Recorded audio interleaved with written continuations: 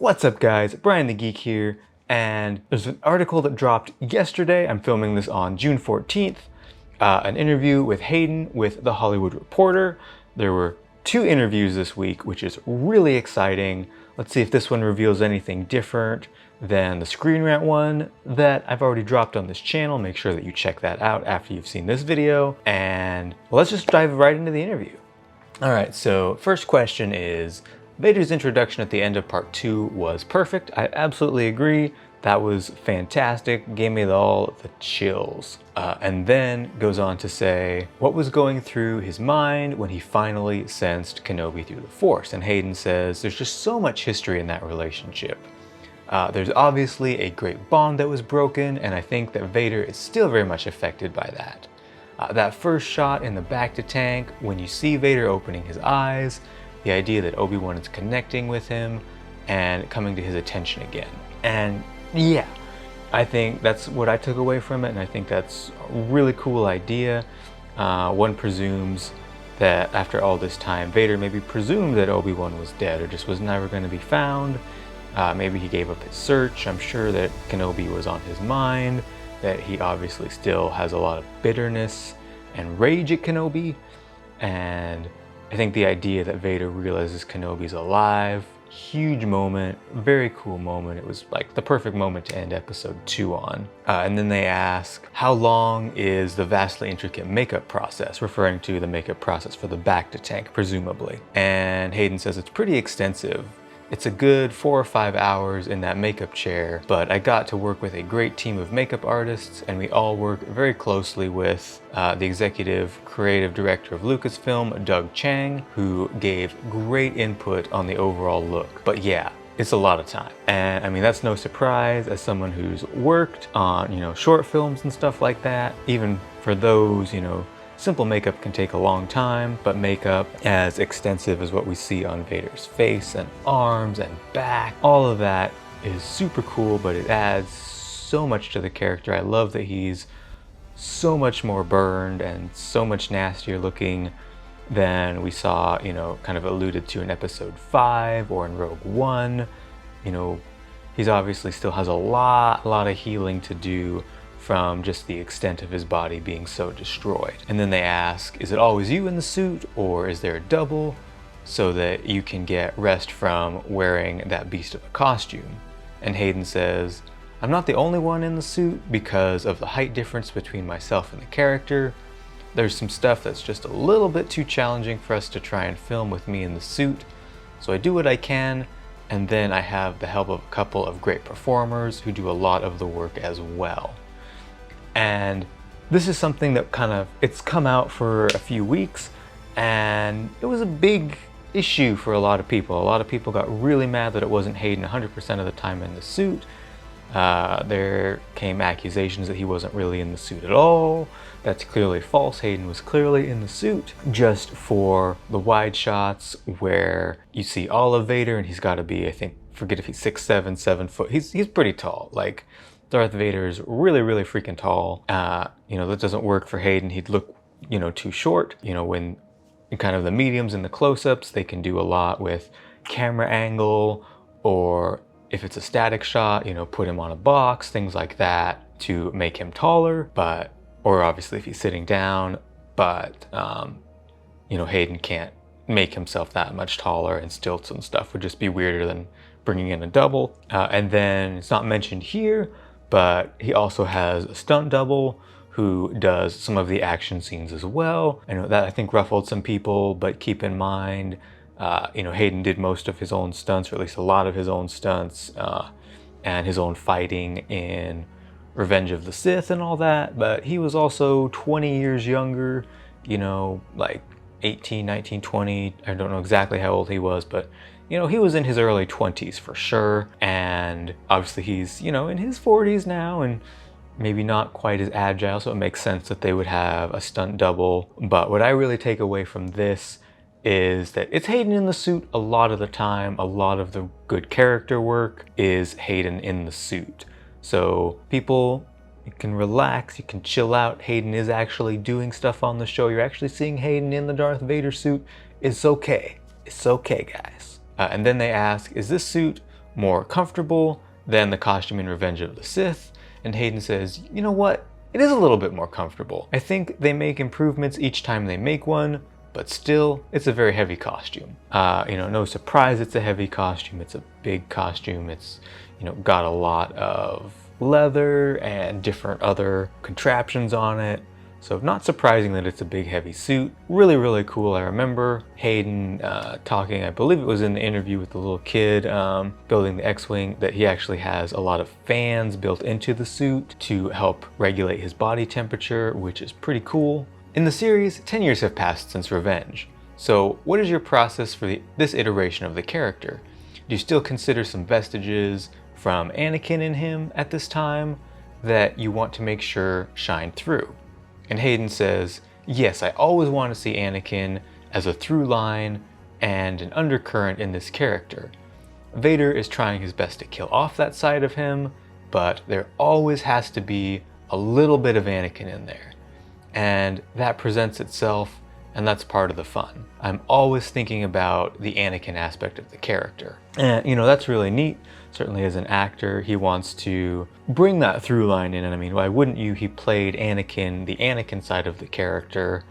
I don't really see necessarily tons of that bleeding through. I'm not sure if it's kind of the voice or, since it's James Earl Jones or what, I don't necessarily see tons of the Anakin versus, Vader. Probably once this series is done, I'll have to watch at least Attack of the Clones, Revenge of the Sith, and then watch this series through back to back and see if maybe I see it a little more. Because it's probably been about a year since I've actually watched all of Revenge of the Sith, sat down to see Hayden in his performance. And then they ask, the encounter on Mapuzo in part 3 was, for most fans, you can't please everybody, but for most, spectacular. I thought your performance shone through the suit spectacularly. The actors have told me in heavy makeup and or cumbersome costume, they had to give so much more to the performance. What was your process for this crucial scene? First, I think it's interesting that they're feeling like they have to do the caveat of, well, not everybody liked it, but a lot of people liked it. I'm like, some of these, I hesitate to be like toxic fans, but there is a contingent of people that really seem to hate everything for no reason, and I'm not sure what to call them, but they just seem to go in expecting and wanting to hate it, which is weird. I don't know. I don't really want to get too much into that, but I just thought that was interesting that he felt in this question the need to throw that in there.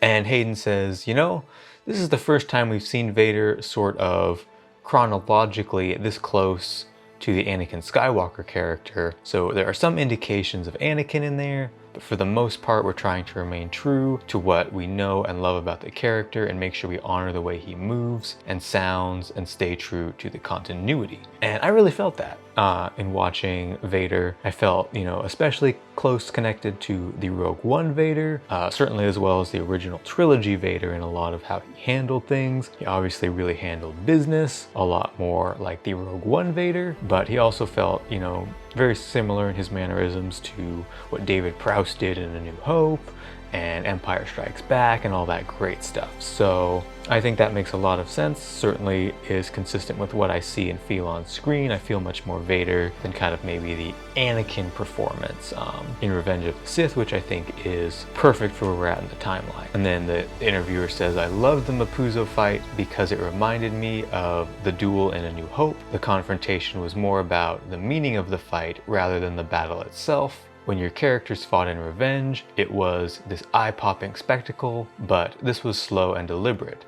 Can you expand on this from your mind's eye? This is a really interesting question, excited to see what he says. And he says, well, I think it came as a shock to Vader to see how disconnected from the Force Obi-Wan is at this point. I think Vader wants Obi-Wan to be able to put up more of a fight. I don't want to say too much about what's to come. This was the interpretation that I took. I mean, you can see the whole fight. Vader's just toying with him. He's got, the one hand like he did with Luke in Empire Strikes Back. And he's just, he's messing with him. He's toying with him. I think that's a lot of why he let Obi-Wan go. I know that upset a lot of people that Vader just let the droid take Obi-Wan. But for me, I was like, well, yeah, I think he wants Obi-Wan to get stronger. I think he's got an axe to grind. I think he's got something to prove. Personally, I think that makes a lot of sense for the character. He doesn't want, to just like kill Obi-Wan. I think he would have been just fine if the stormtroopers had been able to capture Obi-Wan and he'd torture him some more. But I think he kind of was like, okay, I can let him go. He's so pathetic, and I need him to be less pathetic so I can really beat him up in a proper fight, since he beat me on Mustafar. That's my interpretation. Sounds like it's very similar to Hayden's. So that's cool that I seem to be at least on the same track as what Hayden was trying to portray with Vader. And then they go on to ask, I have to tell you that it really warmed my heart when you said in previous interviews that you feel how much fans adore and appreciate you, because you didn't necessarily always feel that way. Has that feeling intensified now that the series is underway? It's a really interesting question, because we've certainly, at least online in the YouTube sphere, gotten very mixed reviews on the Kenobi series. Very curious what he's gonna say. And he says, I've gotten so many nice messages from people, from friends, showing their support, and it's just been a great honor for me to get to come back to this character and to feel the support from the fans. It is hugely meaningful for me, and ultimately, they're the reason why we get to come back and do all this. So yeah, I value their feelings a lot. And that's cool. It's cool to hear. It's nice to hear that even though there's been kind of this weird segment of the fandom, we'll call them the fandom just for the sake of not causing too much drama, but certain segment of the fandom that's really vocally unhappy. It sounds like that's not really hitting Hayden, that he's getting all the love and that he's feeling really positive about the character. And I really hope that that remains, because I'd love as much, Vader content as we can fit. There's so much fertile ground for really cool Vader series. It wouldn't make sense to have so much Obi-Wan, but Vader going around doing the Empire's bidding, hunting down different Jedi, all sorts of cool stuff that Vader could be doing between episode 3 and 4, really anywhere in that timeline that I would be so down to see. So I'm happy to see that Hayden is feeling the love, because I would love to see more of him back as Vader. And then they ask, if you don't mind sharing, did Mr. Lucas, meaning obviously George Lucas, send a note, or has he said anything about your return? And Hayden says, no, I haven't heard from Mr. Lucas yet.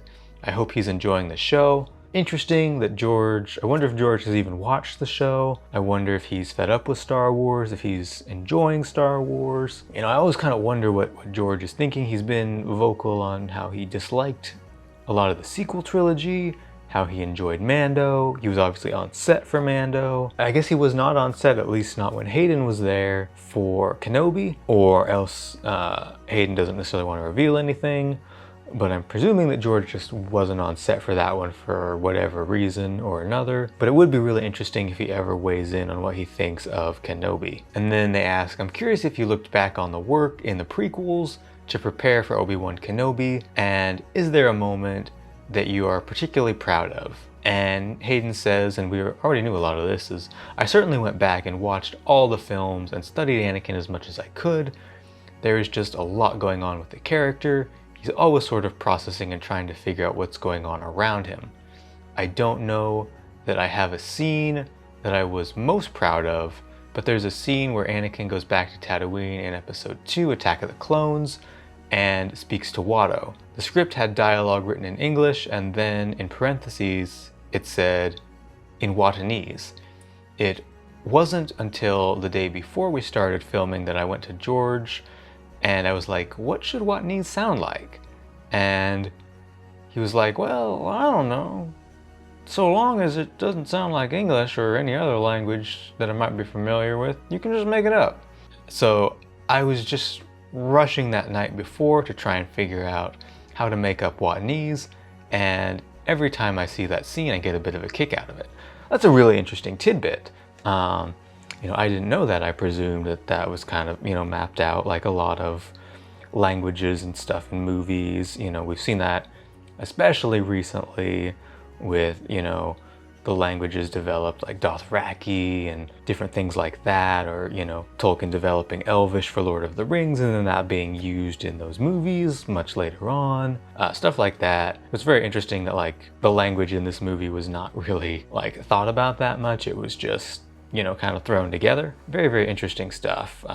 And that Hayden was actually the one to come up with those words. So I love little tidbits like that. A lot of times these interviews are such like puff pieces. I mean, we knew that already that Hayden had studied the films, that he watched the Clone Wars, all that stuff. But you know, those are the kind of tidbits that get me excited as a major geek slash nerd. Then they say, I know some actors do not like to watch themselves on screen. They've told me it's a matter of being too critical, seeing an instance they wish they could change. Since you got a second bite at the apple with this character, did you plan differently? And Hayden says, I wouldn't say a different plan, but we are further informing this character and how we go about doing that. I think it's interesting to approach this character after all this time, and at this point in my life, I'm definitely bringing something different to the table. Interesting.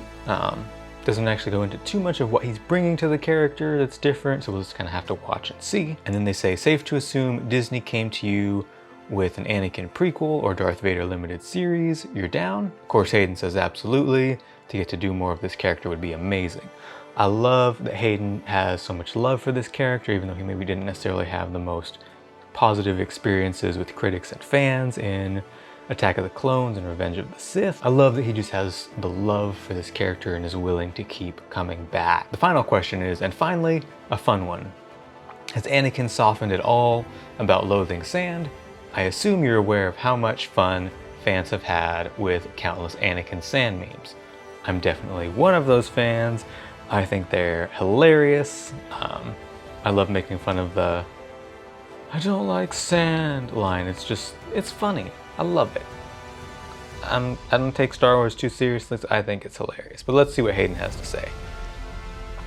And Hayden says, you know, it's funny people have taken such an interest in that line. Some of the dialogue is different from what you're maybe expecting, but I never had an issue with that line.